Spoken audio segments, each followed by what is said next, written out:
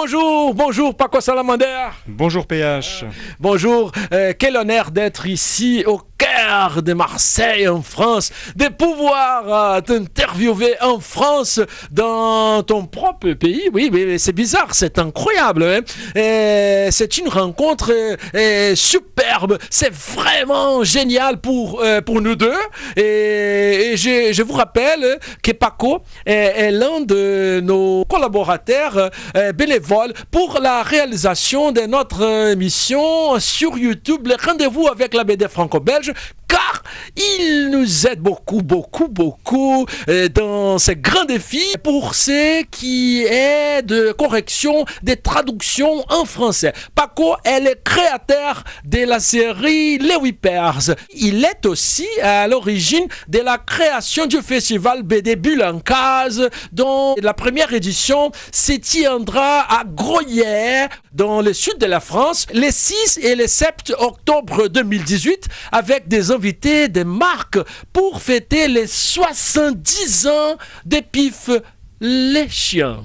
Qu'est-ce que vous pouvez nous raconter par rapport à ça? Eh bien, ça va être un grand événement, effectivement, parce que à Groyer, c'est quelque chose qui ne s'est jamais vu, d'une part. Donc, je remercie aussi mon secrétaire, Claude Pérez, qui m'a énormément épaulé pour monter ce projet, la ville de Groyer bien sûr qui nous a accompagnés aussi, la région, enfin plein de gens, et c'est grâce à eux qu'on a eu cette capacité de pouvoir monter ce festival qui, je pense, sera mémorable. Donc on a effectivement ce terme autour de PIF, puisque cette année on souhaitait ses 70 ans. Donc c'était l'occasion de réunir des auteurs comme François Corteggiani, Herlé, Mandrika, Éric Ivars, Mircea, Rapu. Et voilà, et puis il y aura plein d'autres gens aussi autour de ça, quoi. Et qu'est-ce que vous pouvez nous raconter par rapport à Pif? Alors Pif le chien, c'est un personnage très connu en France depuis de nombreuses années, et son créateur, José Cabrero-Arnal, l'avait créé. Pif est très connu, on a connu Pif Gadget, il est apparu dans Vaillant au tout début, et puis il a été repris sous une formule qui lui appartient en fait. Donc c'est l'occasion en fait de rendre hommage à ce personnage et à son créateur, José Cabrero-Arnal. Voilà, qui l'a créé il y a énormément de temps. Et voilà, donc on va faire une grande fête aussi pendant l'inauguration, justement, qui aura lieu le samedi soir, autour d'un grand gâteau que les auteurs vont pouvoir partager. On aura de la musique. Enfin, ça va être vraiment un gros festival pour une petite ville, on va dire. C'est vraiment quelque chose de fantastique, quoi. Donc on commence par ton retour dans l'univers de la bande dessinée après presque 2 ans. Qu'est-ce que tu peux nous raconter par rapport à ces processus-là? Quelle est l'importance de la BD dans ta vie actuellement? Eh bien, cette interruption, elle était plus longue que prévu parce que j'avais d'autres projets à mener aussi. Je suis toujours, comme je te l'avais déjà dit par le passé quand j'ai sorti le premier volume, en phase de maladie. Donc voilà, donc c'était un processus qui était long et comme j'étais encore dans ce processus de guérison, on va dire, ça m'a demandé beaucoup plus de temps pour réaliser le deuxième album. Voilà, j'ai mis un peu le haut là sur le rythme. J'avais pas vraiment d'idée préconçue. Je savais que la suite pour le deuxième, ce serait une succession de gags, de strips, de choses comme ça, et pas encore une histoire complète, comme j'avais déjà dit. Et par rapport aux Whippers, parce que les Brésiliens, ils ne les connaissent pas encore. Qu'est-ce que tu peux nous raconter par rapport à l'histoire, par rapport aux personnages? Les Whippers, en fait, sont des petites boules de poils, voilà, qui sont un peu caricaturales parce qu'elles rappellent un peu l'homme dans l'esprit. Ils ont une façon de parler, de s'exprimer, ils ont un caractère qui rappelle l'homme. Mais ce sont des créatures, en fait, qui ont été créées par l'homme, quelque part. Comme les monstrantos qui sont le côté noir, si tu veux. Il n'y a pas vraiment un message derrière les Whippers, mais quand l'homme a disparu il y a quelques milliers d'années avant leur apparition, c'est à cause de tout ce qu'on a fait subir à la planète. Voilà.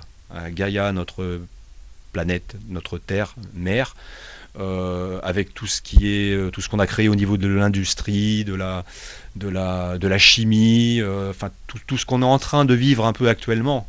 Dans notre société, c'est-à-dire qu'on est en train de détruire cette planète et au final, je suis un peu pessimiste sur le résultat, quoi. Donc voilà. Et qu'est-ce que le tome 2 de Whippers? Il s'appelle Gagophobie primaire. Quelle est la principale différence que le tome 2 apporte en comparaison avec le tome 1? Alors dans le premier tome, effectivement, je m'attaquais surtout à justement Monstrantos. On peut faire le parallèle avec Monsantos. Et voilà, donc c'était un peu ça qui m'avait piqué au départ, et je me suis dit, je vais m'orienter sur ce secteur-là, parce que je trouve cette chose-là inadmissible, quoi. On est en train de tuer, d'asphyxier la planète à l'heure actuelle. Il n'y a pas que ça, bien sûr, mais on ne peut pas traiter toute la problématique. Mais c'est sous-jacent, c'est pas non plus ce qui transparaît le plus dans l'histoire. Hein. Moi, j'ai envie de m'amuser avec ces petites boules de poils, et au fur et à mesure de divulguer des choses et d'aller un peu plus profondément. Voilà. Donc dans le deuxième tome, en fait, c'est une succession de gags, hein, voilà, il n'y a rien de politique ou de vraiment méchant, mais on monte un peu d'un degré, si tu veux. Voilà. Donc dans l'introduction, on comprend un peu mieux le message, qui est un peu plus politique aussi. Donc ça va certainement gêner peut-être ces gens-là. Au but de compte, les Whippers sont nous. Ils sont nous, oui, tout à fait. Voilà. C'est nous qui sommes en révolte contre ce système financier qui exploite la planète, qui va finir par exploiter toutes les ressources naturelles, comme l'eau, comme le gaz, comme l'électricité. Voilà, et on est prêt à faire des guerres maintenant parce qu'on a besoin de ça, et il n'y a que l'argent qui mène le monde, quoi. Qui donne les ordres. Qui donne les ordres, mais qui détruit les abeilles, qui détruit toute vie sur Terre, et on le voit de plus en plus tous les jours. C'est dramatique. Et qui a rédigé ces magnifiques préfaces de ces nouvel albums des Whippers? Alors c'est un auteur qui est relativement connu, ça je peux dire que c'est quelque chose de fantastique, parce que Patrick Dumas, c'est aussi un ami que je connaissais depuis bien des années, mais qui a fait énormément pour la bande dessinée, voilà, parce qu'il fait de la ligne claire, il dessine notamment la collection Alan McBride, qui est une série fantastique. Oui, j'ai lu, oui, moi je pense que je lis le premier tome de cette série-là, c'est fantastique, c'est comme Blake et Mortimer. Exactement, exactement. Pour moi c'est du Tintin, c'est du Hergé, c'est tout cet univers-là qu'on retrouve à travers son trait, et c'est fantastique, quoi. Il faut absolument lire Patrick Dumas. Et donc, dans cette préface, je peux le révéler parce qu'il n'y a rien de secret, mais il nous m'a rappelé les années qu'on avait vécues à Cocktail Vision à l'époque, où on travaillait ensemble pendant une période dans les jeux vidéo. Donc il m'a un peu tiré la larme à l'œil en me faisant ce joli cadeau. Mais il faut nous montrer ces superbes albums, il est là, en exclusivité. En exclusivité, donc je vous le montre, voilà. Et je vous rappelle, c'est un album paru chez I l'édition. Toujours chez I l'édition, voilà, tout à fait. Gagophobie primaire, voilà. Un titre qui ne veut rien dire, que j'ai inventé aussi. Ce titre-là, je l'ai inventé il y a 30 ans, et j'ai voulu le conserver, voilà, tout simplement. Et quel est l'avenir des Whippers? Donc l'avenir des Whippers, en fait, il est déjà défini, si vous voulez, mais j'ai envie de m'amuser avec, donc on n'est pas prêt d'en voir la fin. Tant que je pourrais en dessiner d'autres, je le ferai, mais je ne sais pas s'il y aura une conclusion à ces petites boules de poils. Voilà. La seule chose que je peux rajouter par contre, c'est qu'ils ont encore plein d'aventures à vivre, et puis comme je l'avais expliqué précédemment, l'homme n'existe plus, mais il n'est pas impossible qu'il revienne sur Terre ou qu'on le redécouvre, puisque dans cet album-là, ils vont découvrir une machine qui va leur permettre de s'ouvrir à un autre univers temporel. Voilà, donc j'en dis pas plus. Pour aller au Brésil peut-être? Pourquoi pas? Et pour finir, Paco Salamander, qu'est-ce que tu peux nous raconter par rapport au festival Bulle en Case?